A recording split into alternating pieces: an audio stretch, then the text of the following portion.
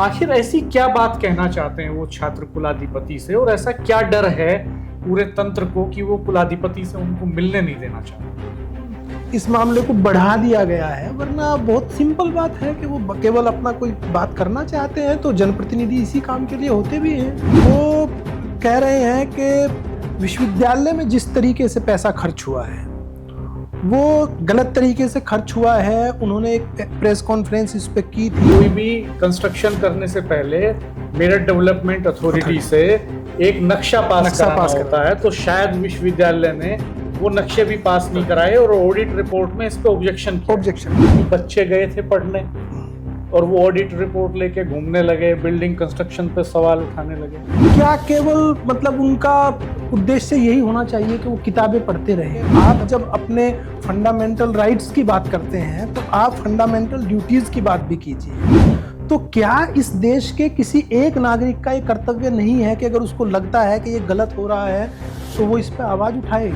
लोकतंत्र का मतलब ही ये है कि यहाँ के एक एक आदमी को बोलने का अधिकार है। लेकिन आप देखिए कि ये एनईपी को लागू हुए कई साल हो गए हैं। स्किल के लिए कोई अलग से स्टाफ, कोई गवर्नमेंट की तरफ से कोई फंड, आप महाविद्यालयों में बात कीजिए, कुछ अलग से उनको नहीं दिया गया है। और अगर वो ये भी कहते हैं कि छात्र संघों के चुनाव 2017 से नहीं। आप देखिए कि इस देश में जो मुख्य राजनीति में बहुत बड़े बड़े चेहरे जिन्हें हम देखते हैं वो सारे के सारे छात्र राजनीति से निकल कर रहे हैं। छात्र राजनीति के बारे में कहा जाता है कि करियर कुछ लोगों का बनता है पॉलिटिक्स में। बहुत थोड़े से लोग, किसी भी विश्वविद्यालय से चुनिंदा लोग निकलते हैं और वो नेता बन जाते हैं। तो इसकी कीमत पूरे किसी विश्वविद्यालय का पूरा कैंपस, पूरा समूह क्यों चुका है? वो भगत सिंह जो है, जो बोलते हैं कि साहब किताबी कीड़ा अगर हम बना रहे हैं किसी छात्र को तो वो समाज के किस काम का होगा? अगर हम एक छात्र को ये नहीं समझा पाए हैं कि साहब ये समाज आपकी जिम्मेवारी है और इसमें जब कुछ गलत सही होगा तो आपको बोलना होगा। क्राइम बढ़ता है, यूथ क्राइम की तरफ चला जाता है, एफआईआर होती हैं, धरने प्रदर्शन, आंदोलन, तोड़फोड़, आगजनी, ये सब होता है। तो इससे अपराध बढ़ता है और आपराधिक प्रवृत्ति को बढ़ावा मिलता है समाज में। छात्र राजनीति और छात्र राजनेता और गुंडई करने वाले लोग, इनको अलग अलग रखना होगा। वो जिसको हम कहते हैं तोड़ फोड़ और बाकी सारी चीजें, वो जब छात्र राजनीति नहीं है तब भी होती रहती है। जो लोग यहाँ पॉलिटिक्स कर रहे हैं उस एक आदमी की जिम्मेदारी इतनी है जितनी उन छात्रों की जिम्मेदारी नहीं है। और इस बात से मैं सहमत हूं कि एक दौर ये था कि वो व्यापार संघ है, बार संघ है और गैर सरकारी संगठन है, वो सारे के सारे छात्रों की आवाज में आवाज मिलाते थे। किसान दोस्तों नमस्कार। ये माना जाता है कि यूनिवर्सिटी और कॉलेज जो हैं वो किसी भी समाज के, किसी भी देश के पावर हाउस होते हैं और समाज को नई दिशा देने वाले युवा वहाँ से निकलते हैं। पिछले 2 दिन से उत्तर प्रदेश की गवर्नर और विश्वविद्यालयों की, राज्य विश्वविद्यालयों की कुलाधिपति आनंदीबेन पटेल मेरठ में हैं। कल उन्होंने सहारनपुर के विश्वविद्यालय में दीक्षांत समारोह में हिस्सा लिया था। आज मेरठ में सरदार पटेल एग्रीकल्चर यूनिवर्सिटी के दीक्षांत समारोह में रही वो, और कल चौधरी चरण सिंह विश्वविद्यालय में रहने वाली हैं। कल वहाँ दीक्षांत समारोह है। कुल मिलाकर के उनका ये जो दौरा है और उसमें जो उन्होंने सवाल उठाए हैं और इस समय छात्रों की जो गतिविधियां हैं, छात्रों के जो ग्रीवेंसेज हैं, उनके जो इश्यूज हैं, उन पर हम बात करेंगे डॉक्टर स्नेहवीर पुंडीर जी से। पुंडीर साहब, आपका हमारे चैनल पर स्वागत है।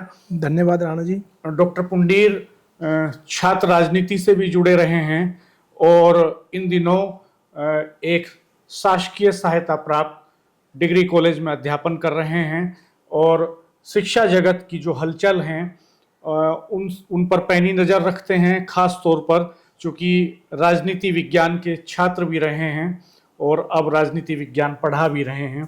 डॉक्टर साहब, मैं 2-3 दिन से देख रहा हूँ कि बहुत सारे स्टूडेंट्स मिलना चाहते हैं कुलाधिपति से, मिलने के लिए समय मांग रहे हैं और पूरा पुलिस प्रशासन इस कोशिश में लगा हुआ है कि ये जो स्टूडेंट्स का डेलीगेशन है ये अलग से उनसे मिल ना ले। आखिर क्या डर है? मैं देख रहा हूं कि बहुत सारे स्टूडेंट्स को, अखबारों में खबर छपी है, उन्होंने सोशल मीडिया में शेयर किया, उनको नोटिस इशू कर दिए गए हैं और उसमें कहा गया है कि अगर आपने कोई ऐसी वैसी हरकत की, आपके साथ के लोग भी अगर आए भी, पास भी फटके, तो आपके खिलाफ कानूनी कार्रवाई की जाएगी, जेल भेज दिया जाएगा। आखिर ऐसी क्या बात कहना चाहते हैं वो छात्र कुलाधिपति से, और ऐसा क्या डर है पूरे तंत्र को कि वो कुलाधिपति से उनको मिलने नहीं देना चाहता? राणा जी, कुछ ऐसे स्टूडेंट्स के जो स्टेटमेंट हैं वो मैंने भी सोशल मीडिया पे देखे और सुने हैं। तो उसमें कोई भी छात्र उनमें से ये मतलब कुछ ऐसा नहीं कह रहा है जिससे किसी को कोई समस्या होनी चाहिए।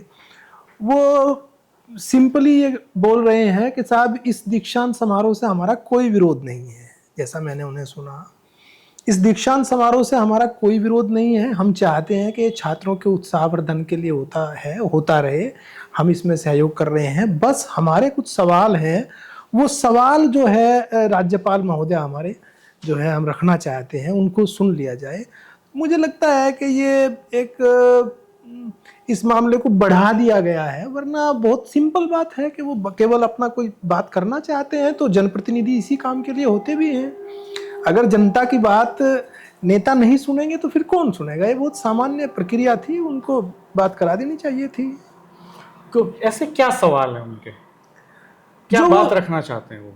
जो वो सवाल उठा रहे हैं राणा जी, वो कह रहे हैं कि विश्वविद्यालय में जिस तरीके से पैसा खर्च हुआ है वो गलत तरीके से खर्च हुआ है। उन्होंने एक प्रेस कॉन्फ्रेंस इस पे की थी, मैं उसको पढ़ रहा था अखबार में, और सारे अखबारों ने बड़ी बड़ी खबरें छापी थी, बड़ी खबरें, क्वार्टर पेज का स्पेस अखबारों ने दिया था। तो कोई छात्रों के पास जाहिर सी बात है वो कोई एडवर्टाइजिंग कैपेसिटी तो है नहीं, बिल्कुल, कि वो उन्होंने उसके लिए पे किया होगा या अखबारों ने वो पेड न्यूज छापी होंगी। तो जाहिर सी बात है कोई उसमें वजह रही होगी, कोई दम रहा होगा। तो वही मैं जानना चाहता हूँ कि क्या असल में उनका मानना ये है कि विश्वविद्यालय द्वारा पिछले 2 सत्रों में जो पैसा खर्च किया गया है वो गलत तरीके से खर्च किया गया है। और ये सवाल छात्रों का मानना है कि ये सवाल हम नहीं उठा रहे हैं, ऑडिट रिपोर्ट में उठाए गए हैं। उनका मानना है कि लगभग 100 करोड़ से 200 करोड़ तक का अमाउंट ऐसा है जिसके ऊपर ऑडिट में ऑब्जेक्शन लगे हुए हैं सीधे सीधे। उन्होंने यहाँ तक भी कहा है कि विश्वविद्यालय के अंदर जो भवन निर्माण भी हो रहा है वो भी मानकों के अनुसार नहीं हो रहा है, और जो एमडीए की स्वीकृति उसमें चाहिए होती है, उस स्वीकृति को लिए बिना ही भवन निर्माण हो गया। कोई भी कंस्ट्रक्शन करने से पहले मेरठ डेवलपमेंट अथॉरिटी से एक नक्शा पास कराना होता है, तो शायद विश्वविद्यालय ने वो नक्शे भी पास नहीं कराए और ऑडिट रिपोर्ट में इस पे ऑब्जेक्शन किया गया है। अच्छा, उन्होंने बहुत सिंपल सवाल उठाया। उन्होंने कहा कि जब उस नक्शे के बिना एक आम आदमी अपना घर नहीं बना सकता, कोई दुकान नहीं बना सकता, अपनी कोई बिल्डिंग नहीं बना सकता, तो ऑडिट रिपोर्ट में साफ साफ लिखा गया है कि बिना परमिशन के एमडीए की विश्वविद्यालय बिल्डिंग बना रहा है। वो जिस पैसे की बात कर रहे हैं, 100 से 200 करोड़ रुपए की बात कर रहे हैं, एक बड़ा अमाउंट है, और वो कह रहे हैं कि साहब ये आम आदमी का पैसा है, छात्रों का पैसा है, तो इसको गलत तरीके से खर्च किया गया है। राणा जी, मुझे लगता है कि सोसाइटी को उन बच्चों को धन्यवाद देना चाहिए। एक ऐसा विषय है, एक सवाल ये भी उठता है यहाँ कि बच्चे गए थे पढ़ने और वो ऑडिट रिपोर्ट लेके घूमने लगे, बिल्डिंग कंस्ट्रक्शन पे सवाल उठाने लगे। नहीं, मुझे लगता है कि वो पढ़ने गए थे, लेकिन क्या केवल मतलब उनका उद्देश्य यही होना चाहिए कि वो किताबें पढ़ते रहें? मतलब किताब पढ़ने के बाद हम क्या करना चाहते हैं समाज में? इस देश में हमारी हिस्सेदारी है कि नहीं, इसके प्रति हमारा कर्तव्य है कि नहीं? तमाम सारे पॉलिटिशियन, बाकी सारे लोग, महाविद्यालयों में प्रोफेसर्स बच्चों को, और हम समाज में हमेशा ये कहते हैं कि आप जब अपने फंडामेंटल राइट्स की बात करते हैं तो आप फंडामेंटल ड्यूटीज की बात भी कीजिए। तो क्या इस देश के किसी एक नागरिक का ये कर्तव्य नहीं है कि अगर उसको लगता है कि ये गलत हो रहा है तो वो इस पर आवाज उठाए? और हम जिस बात को कर रहे हैं कि साहब, इस देश की डेमोक्रेसी है 70 साल की डेमोक्रेसी, और हम दुनिया के सबसे बड़े लोकतंत्र हैं। लोकतंत्र का मतलब ही ये है कि यहाँ के एक एक आदमी को बोलने का अधिकार है। तो क्या उनको नहीं बोलना चाहिए? वो इस देश के नागरिक हैं। मैं कह रहा हूं कि केवल छात्र नहीं, इस देश के एक एक व्यक्ति को किसी गलत और सही बात के लिए बोलना चाहिए। तो अगर वो कुछ सवाल उठा रहे हैं तो ये अच्छी बात है कि छात्रों ने सवाल उठाए हैं। ये तो जो जांच एजेंसियां इस पे काम कर रही होंगी या जो ऑडिट रिपोर्ट आई है उसके बाद शासन के जिन लोगों को इस पे बात करनी थी उन लोगों को बात करनी चाहिए थी, उन सारे लोगों को जिन पर इसका ध्यान नहीं था और जो ध्यान नहीं दे पाए। मुझे लगता है कि इन नौजवानों को धन्यवाद देना चाहिए कि आपने एक इशू की तरफ बात उठाई है और सिंपल इस बात को हमें समझना चाहिए। वो केवल ये कह रहे हैं कि ये आम आदमी का, किसान का, छात्र का पैसा है जो गलत तरीके से लगाया जा रहा है। इसमें मुझे नहीं लगता कि वो कुछ गलत बोल रहे हैं। जांच हो, अगर उनकी गलती है तो उन्हें कहा जाए आप गलत पक्ष पर खड़े थे, आपकी बात में कोई सच्चाई नहीं पाई गई है, आप गलत बोल रहे थे, झूठ बोल रहे थे। पूरी सोसाइटी को भी पता लगना चाहिए कि विश्वविद्यालय के जो छात्र नौजवान बात कर रहे हैं ये गलत बात कर रहे थे। तो मुझे इसमें कुछ ऐसा नहीं लगता, इसे जो है बहुत पॉजिटिवली लेना चाहिए पूरे प्रशासन को और विश्वविद्यालय को भी। और देखिए कि इस पूरे एजुकेशन सिस्टम के तो जो है संरक्षक हैं गवर्नर महोदय, तो उनको भी इन बच्चों की बात सुननी चाहिए। बिल्कुल, वो उन्हें केवल अपनी बात बताना चाहते हैं, तो अगर वो नहीं सुनेंगी तो कौन सुनेगा। आज उन्होंने एग्रीकल्चर यूनिवर्सिटी के दीक्षांत समारोह में ईमानदारी, नैतिकता, सदाचार इसका पाठ पढ़ाया है स्टूडेंट्स को और कहा भी है कि यूनिवर्सिटी में जो एनईपी है उसका जो 70% पार्ट है वो लागू करना था सरकारों को, उस स्तर पर काम हो रहा है, लेकिन विश्वविद्यालयों के स्तर पर और कॉलेजेस के स्तर पर, फैकल्टी के स्तर पर जो काम होना था वो नहीं हो पा रहा है। जो 30% ही था उसको भी ठीक से परफॉर्म नहीं कर पा रहे हैं। तो इस पे उन्होंने सवाल खड़े किए बहुत सारे। आप किस तरह से देखते हैं इसको कि क्या जो यूनिवर्सिटी के एजुकेशन सिस्टम में जो प्रोफेसर्स हैं, जो एकेडमिशियंस हैं, क्या वो नॉन परफॉर्मर्स हैं?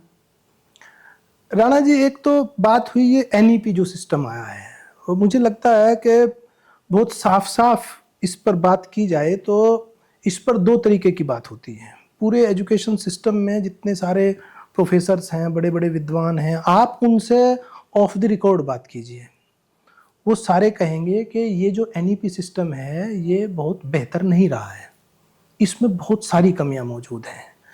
आप बच्चों से बात कीजिए, जो एनुअल सिस्टम अभी तक चल रहा था उसमें इतनी सारी कक्षाएं हो जाती थी पूरे साल में कि वो इस एनईपी सिस्टम में नहीं हो पा रही हैं। साल भर में 2 बार एग्ज़ाम होते हैं और आप इसके बावजूद जो कह रहे हैं, आप देखिए कि जो सरकारी और एडिड कॉलेज हैं वो तो केवल एग्ज़ाम सेंटर बनकर रह गए।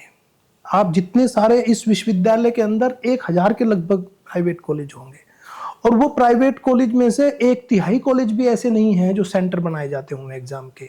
तो उन सबको वो क्लास तो अपनी चला रहे हैं, परीक्षा कराने की जिम्मेदारी इन सारे जो है सहायता प्राप्त जो एहसासकीय महाविद्यालय हैं और जो गवर्नमेंट कॉलेजेस हैं इनकी हो गई है। तो वहाँ का स्टाफ पूरी तरह इसमें लगा रहता है। तो मुझे लगता है कि इस पर कई तरीके से काम करने की ज़रूरत है। इस पर कई सारी नई चीज़ें आई हैं जो बेहतर हैं, जैसे स्किल के लिए काम करने का इसमें एक ऑप्शन आया है। लेकिन आप देखिए कि ये एनईपी को लागू हुए कई साल हो गए हैं, स्किल के लिए कोई अलग से स्टाफ, कोई गवर्नमेंट की तरफ से कोई फंड, आप महाविद्यालयों में बात कीजिए, कुछ अलग से उनको नहीं दिया गया है। तो अगर स्किल पर काम करना है तो उसके लिए स्किल्ड लोग भी लाने पड़ेंगे। मान लिया कि हम ये चाहते हैं किसी महाविद्यालय में बच्चों को हम कंप्यूटर ही सिखाएं, तो जो एक किसी सब्जेक्ट का प्रोफेसर वहाँ पहले से अध्यापन कर रहे हैं वो तो कंप्यूटर के ज्ञाता नहीं है, उसके लिए फंड भी देना पड़ेगा। तो अच्छा, जो बात ये आप कह रहे हैं कि साहब ये विश्वविद्यालयों के स्तर पर लागू नहीं किया गया, मतलब मुझे इसमें कुछ समझ नहीं आ रहा है। हालांकि मतलब जो राज्यपाल महोदय है उनकी कोई फाइंडिंग रही हाँ, होगी, उनकी रही कोई होगी, रिपोर्ट उनके पास होगी, कोई स्टडी उन्होंने की होगी, पूरे प्रदेश को वो देखती हैं। खैर वो एक अलग सवाल है। बीच हम वही लौटते हैं स्टूडेंट्स के बाद सवाल पर। वो ये भी कहते हैं कि छात्र संघों के चुनाव नहीं हो रहे, 2017 से नहीं हुए। तो हमारी भी बात हुई कई छात्र नेताओं से, हमने एक इंटरव्यू भी किया था उनका, तो उसमें उन्होंने इस तरह के सवाल उठाए कि साहब स्टूडेंट पॉलिटिक्स होनी चाहिए, छात्र संघों के चुनाव होने चाहिए, और लोकल यूनिवर्सिटी एडमिनिस्ट्रेशन भी नहीं चाहता कभी कि वो चुनाव हो, और महामहिम के स्तर से भी कोई इनिशिएटिव नहीं लिया जाता। महामहिम दीक्षांत समारोह में बच्चों को ये तो कहती हैं कि वो ड्रग्स से दूर रहें, वो नैतिकता, ईमानदारी और सदाचार की तरफ चलें, और वो ये भी कहती हैं कि सरकारी नौकरी के भरोसे नहीं रहें, सिर्फ स्टार्टअप की तरफ भी जाएं। लेकिन छात्रों के भीतर जो लीडरशिप कैपेबिलिटी है वो कैसे डेवलप होगी, छात्रों के भीतर नेतृत्व का गुण कैसे विकसित हो, अगर छात्र राजनीति ही विश्वविद्यालयों से हटा दी जाएगी, नहीं होगी? तो ये सवाल भी उनका जायज लगता है आपको? बिल्कुल जायज सवाल है राणा जी। और जो है आप देखिए कि इस देश में जो मुख्य राजनीति में बहुत बड़े बड़े चेहरे जिन्हें हम देखते हैं वो सारे के सारे छात्र राजनीति से निकल कर गए थे। और हम कहते हैं कि चाहे उनमें से पूर्व प्रधानमंत्री चंद्रशेखर रहे हों, बिहार की राजनीति के बड़े बड़े चेहरे लालू प्रसाद यादव हैं, रविशंकर प्रसाद हैं, मुख्यमंत्री नीतीश कुमार जी हैं, वो सारे के सारे लोग छात्र राजनीति के लोग थे। और हम कहते हैं कि इन लोगों को पॉलिटिक्स करनी चाहिए बेहतर विषयों के लिए। अगर नौजवान पॉलिटिक्स नहीं करेगा तो कौन पॉलिटिक्स करेगा?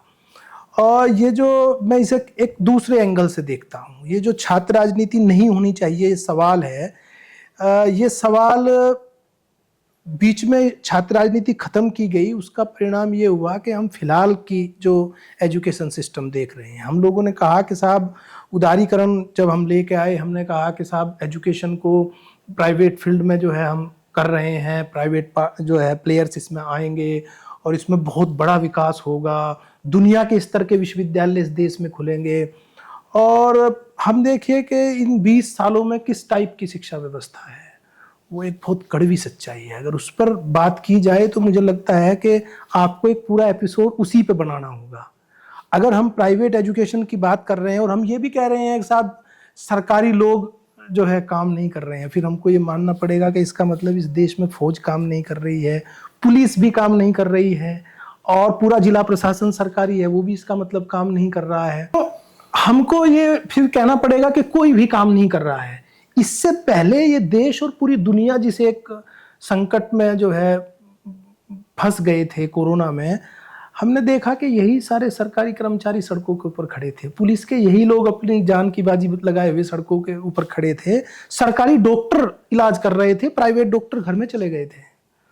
तो एक तो मैं इस तर्क को बिल्कुल नहीं मानता कि साहब सरकारी व्यक्ति काम नहीं कर रहा है। और मैं तो देखिए इससे आगे बढ़ के कहता हूं कि सरकारी व्यक्ति वो है जो वेतन ले रहा है राजकोष से।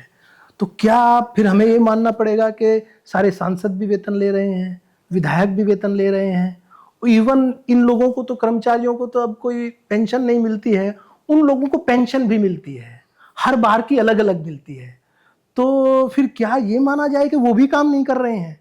तो अगर सब काम नहीं कर रहे हैं तो यानी हम अपनी कल्चर के ऊपर सवाल उठा रहे हैं कि हमारी जो संस्कृति है वो काम करने की है या नहीं है। तो इससे मैं बिल्कुल सहमत नहीं हूँ।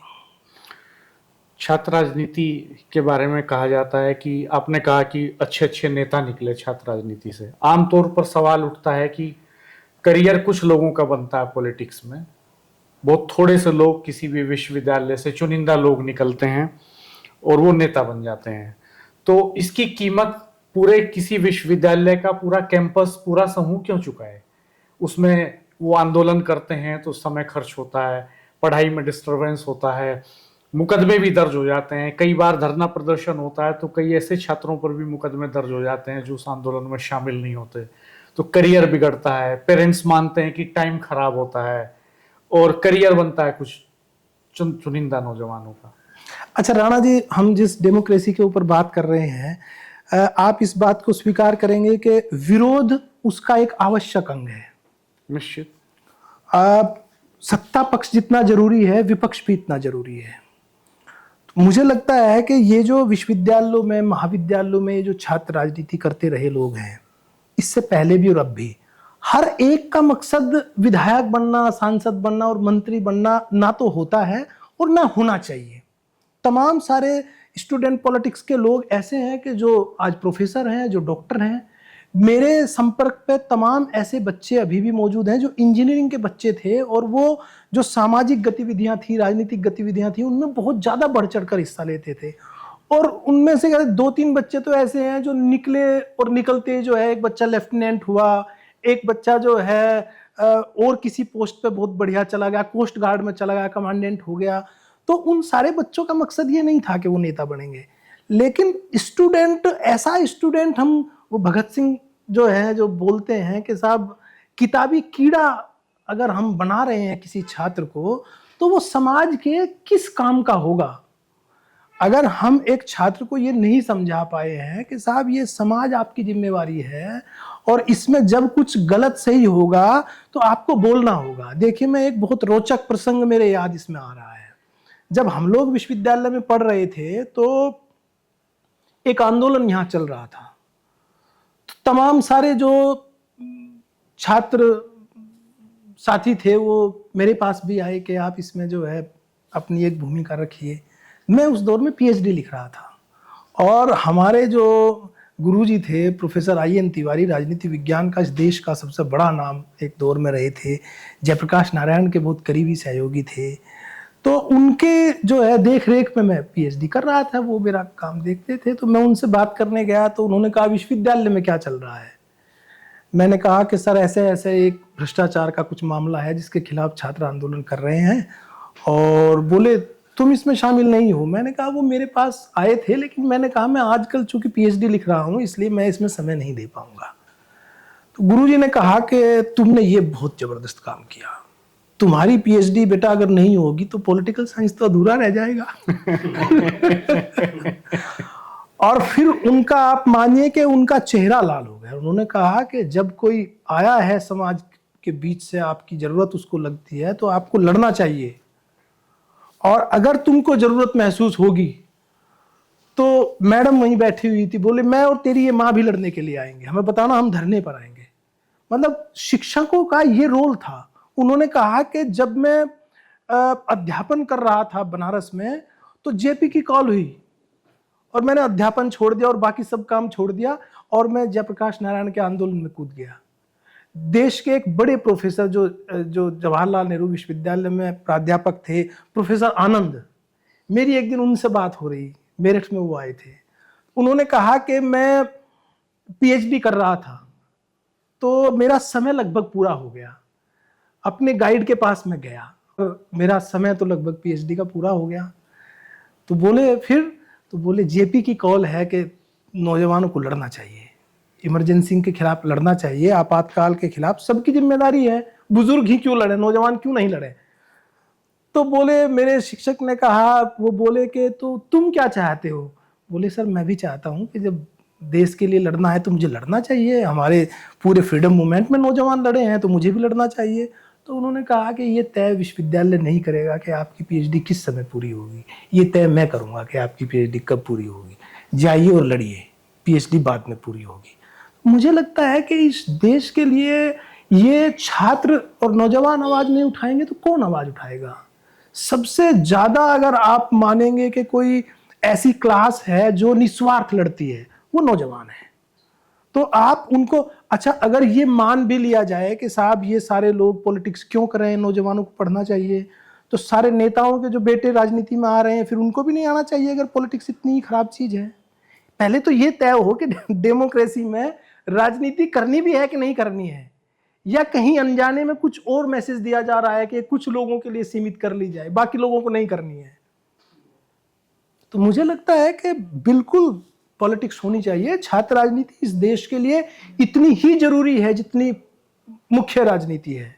अगर वहां से मैच्योर होकर जो लोग निकलेंगे वो ज्यादा काम लोगों के लिए कर पाएंगे। अभी भी आप देखिए इस मुख्य राजनीति में जितने चेहरे छात्र राजनीति के आए हैं उनका काम करने का तरीका अलग होता है, पब्लिक के बीच में वो ज्यादा बेहतर काम कर पाते हैं। कई बार ये कहा जाता है कि क्राइम बढ़ता है, यूथ क्राइम की तरफ चला जाता है, एफआईआर होती हैं, धरने प्रदर्शन, आंदोलन, तोड़फोड़, आगजनी, ये सब होता है, तो इससे अपराध बढ़ता है और आपराधिक प्रवृत्ति को बढ़ावा मिलता है समाज में। देखिए इसमें मैं ये मानता हूं कि एक तो हम लोगों को छात्र राजनीति और छात्र राजनेता और गुंडई करने वाले लोग, इनको अलग अलग रखना होगा। ये दोनों चीजें अलग हैं। हम बहुत बार क्या करते हैं कि इसको मिक्सअप कर देते हैं। वो जिसको हम कहते हैं तोड़ फोड़ और बाकी सारी चीजें, वो जब छात्र राजनीति नहीं है तब भी होती रहती हैं और समाज में अपराध अभी भी लगातार होता रहता है। ऐसा तो है नहीं कि छात्र राजनीति जब होती है तभी अपराध होता है, तोड़फोड़ आंदोलनों में होती है, ऐसा नहीं है। हाँ, मेरा व्यक्तिगत मानना ये जरूर है कि जो आंदोलन अहिंसात्मक होंगे और संवैधानिक तरीकों से होंगे, वो आंदोलन ज्यादा स्थायी होंगे, उनके ज्यादा अच्छे परिणाम आएंगे। और नौजवान जिन जिन आंदोलनों को आप देखेंगे कि इस तरीके से कर पाएंगे, उन आंदोलनों के रिजल्ट आएंगे। तो गांधीवादी तरीका इस देश में जो रहा है वो एक शानदार तरीका है आंदोलन का। ये जो छात्र नेता हैं जो ये कह रहे हैं कि हमने स्पीड पोस्ट से, मेल के जरिए, पोर्टल पे हर तरह से शिकायतें करके देख लिया है, डेलीगेशन मिलने की डिमांड कर रहा है कुलाधिपति से, तो पूरी पुलिस प्रशासन लगा दिया गया है कि वो विश्वविद्यालय के आसपास भी ना दिखाई दे सकें, जेल में तब्दील हो गया विश्वविद्यालय पिछले 48 घंटों से लगभग, चारों तरफ फोर्स लगी है, कोई आदमी बिना आई कार्ड के अंदर नहीं जा सकता है, इस तरह की परिस्थितियां बनी हुई हैं। तो ये जो लीडरशिप है इस समय की शहर की, वो लीडरशिप भी उसको देख रही है। एक वक्त था जब बार एसोसिएशन हो, आईएमए हो या सामाजिक संगठन हो, गैर राजनीतिक संगठन हो, चाहे राजनीतिक संगठन हो, सब स्टूडेंट्स के साथ आके खड़े होते थे। अब ये माहौल नहीं है। तो ये क्यों नहीं है? और अब ये जो स्टूडेंट्स हैं ये क्या करेंगे? इसके बाद क्या करना चाहिए? आपको क्या लगता है? मैं इस बात से आपकी सहमत हूँ राणा जी कि ये जो मांग छात्र उठा रहे हैं, ये जितनी उनके लिए जरूरी है इतनी शहर के लिए जरूरी है, इस शहर के एक एक व्यक्ति के लिए जरूरी है। जो लोग यहाँ पॉलिटिक्स कर रहे हैं, उस एक आदमी की जिम्मेदारी इतनी है जितनी उन छात्रों की जिम्मेदारी नहीं है। और इस बात से मैं सहमत हूं कि एक दौर ये था कि वो व्यापार संघ है, बार संघ है और गैर सरकारी संगठन है, वो सारे के सारे छात्रों की आवाज में आवाज मिलाते थे। किसान संगठन भी, मतलब आप मानिए कि हम तमाम लोग जब पढ़ रहे थे और तमाम इश्यूज पर हम लोग फंसते थे तो हम बाबा टिकैत के पास गए और वो हमारे लिए आए। विश्वविद्यालय में तमाम बार जो है चौधरी महेंद्र सिंह टिकैत आए, किसान नेता थे, लेकिन हमने उनके बीच में जाकर बात रखी कि हमारे लिए आप नहीं आएंगे तो कौन आएगा। इसी बार संघ में हम लोगों ने बात रखी, आप लोग नहीं आएंगे हमारे लिए तो कौन आएगा। इस देश को हमेशा काले कोट वालों ने जो है लीड किया है, नेतृत्व दिया है। जब संकट आया, अब आप क्यों नहीं आएंगे? सारे लोग आए। गेट बंद कर दो यार। व्यापारी नेता आए। तो इतना जरूर है कि शहर से जो रिस्पॉन्स आना चाहिए था वो फिलहाल और केवल इसी मुद्दे पर नहीं है। आप देखिए तमाम ऐसे मुद्दे हैं जिनके ऊपर कभी नहीं आता है कोई रिस्पॉन्स। लेकिन जो आपने सवाल किया कि छात्रों को क्या करना चाहिए, मैं अपने गुरुजी का ही एक जवाब इसमें मुझे लग रहा है कि देना चाहिए। उन्होंने एक बार मुझसे कहा कि देखो, आपकी भूमिका जो है वो भोंपू की है। किसी भी गलत काम के प्रति, करप्शन के प्रति बात करते हैं, उनकी भूमिका एक भोंपू की है। वो उस आवाज को बढ़ा दें और पूरी सोसाइटी को सुनाएं कि भाई यहां गलत हो रहा है, और उसके बाद अगर सोसाइटी उसको एक्सेप्ट करती है तो करे। लेकिन उनकी अपनी जो जिम्मेदारी थी उन्होंने पूरी की। इन बच्चों को भी ये करना चाहिए। एक तो इनको ये मैसेज देना होगा इस शहर को और समाज को कि हम ऐसे ही कोई बात नहीं उठा रहे हैं, हम तथ्यात्मक उठा रहे हैं और हम लोग अनुशासित लोग हैं। हम कोई गैर गंभीर काम बिल्कुल नहीं करेंगे, हम बिल्कुल अनुशासित तरीके से बात करना चाहते हैं। बस हम आप लोगों को ये बताना चाहते हैं कि विश्वविद्यालय में कुछ गलत हो रहा है, आप लोग आइए, हमारे साथ आइए। मुझे लगता है कि शहर के एक एक वर्ग को इस सब पर ध्यान देना चाहिए। विश्वविद्यालय केवल छात्रों का थोड़ी ही है, ये देश आचार्य विष्णुगुप्त का है। हम कह रहे हैं राणा जी कि हम आज तक आचार्य चाणक्य को इसलिए याद करते हैं कि इस देश पे जब संकट आया था तो जब तक राजा खड़े नहीं हुए थे तब आचार्य चाणक्य खड़े हो गए थे और उन्होंने बताया कि दुनिया में ऐसा एक राजा आ रहा है जो इधर सबको जीतता हुआ आ रहा है, हमारी तरफ आ रहा है, तो आप लोग एकजुटता दिखाइए। एक और उसमें बहुत मजेदार बात है, दुनिया में एक दूसरे आचार्य थे जिनका शिष्य जीतता हुआ आ रहा था और हमारे आचार्य ने अपना एक शिष्य खड़ा किया, चंद्रगुप्त मौर्य, उससे लड़ने के लिए। और वहां अरस्तु का शिष्य था सिकंदर, जो लड़ता हुआ आ रहा था। ये चाणक्य की भूमि है। अगर लगता है कि कुछ गलत है तो केवल छात्रों को नहीं, प्रोफेसर्स को भी बोलना चाहिए। वकीलों को बोलना चाहिए, पॉलिटिशियंस को बोलना चाहिए, एक एक पत्रकार को बोलना चाहिए, आम आदमी को बोलना चाहिए, व्यापार संघ को बोलना चाहिए कि भाई क्यों गलत हो रहा है। देश किसी एक का थोड़ी है, ये देश सबका है, ये डेमोक्रेसी सबकी है।